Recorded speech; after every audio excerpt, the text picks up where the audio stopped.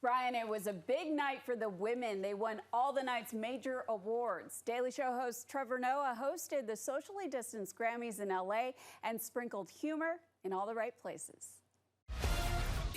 What's up, Grammys? The first Grammy show during the pandemic was still all about the magic of music and performances.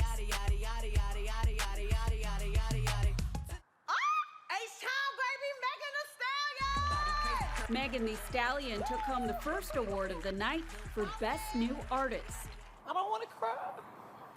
Taylor Swift won Album of the Year for Folklore, and Beyoncé's win for Best R&B Performance marked her 28th Grammy, making her the most decorated woman in Grammy history. I've been working my whole life, since 9 years old, and I can't believe this happened. It's such a magical night. Valeo's H.E.R. won Song of the Year. I Can't Breathe, H.E.R.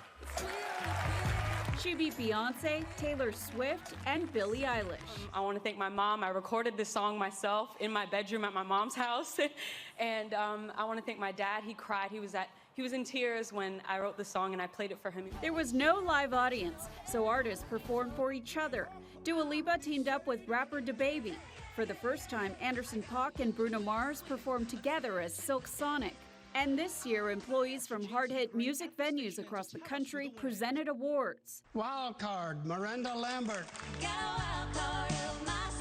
The women of country music were recognized. They dominated the Best Country Album category, and artists paid tribute to musicians lost in 2020.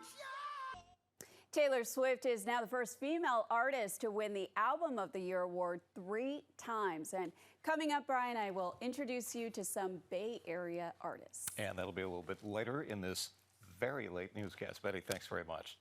Brian, tonight there was no traditional red carpet at the Grammys, of course, but that didn't stop one of our winners from rolling one out and celebrating in West Oakland. Thank you, everyone who's taken this journey with me, from the people that, 6 years ago we were playing on the street. Oakland's own Fantastic Negrito, Xavier DePrepolis, just won his 3rd Grammy Award for Best Contemporary Blues Album. The first one, I was shocked. The second one, I was like, come on, I want to be a 2-time Grammy winner. This one, I was like, you know what? We've been going through so much with the pandemic. Other Bay Area winners: Michael Tilson Thomas and producer Jack Vad of the San Francisco Symphony. They won for Best Classical Compendium. Lettucey, who spent much of her life in Oakland, won for Best Traditional R&B Performance. And for Best Music Film, the Grammy goes to Linda Ronstadt, The Sound of My Voice. I'm absolutely certain that she's extremely grateful and thankful to the Academy. John Boylan is Linda's longtime friend and manager, who also served as music supervisor of the film. There was something really wrong with my voice. Ronstadt, who lives in San Francisco, stopped singing after being diagnosed with Parkinson's disease.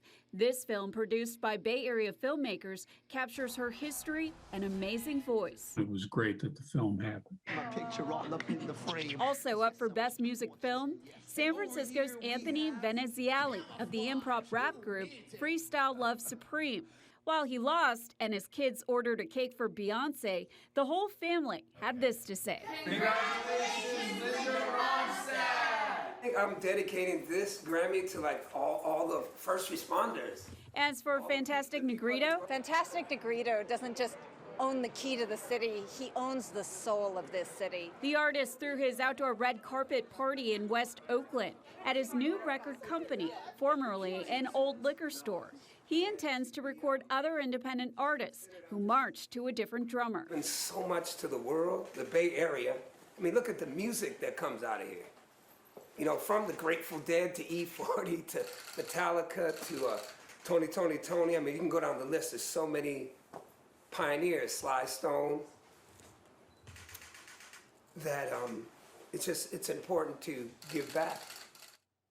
And of course, as I reported earlier, H.E.R., whose real name is Gabriella Wilson, won for Best Song of the Year.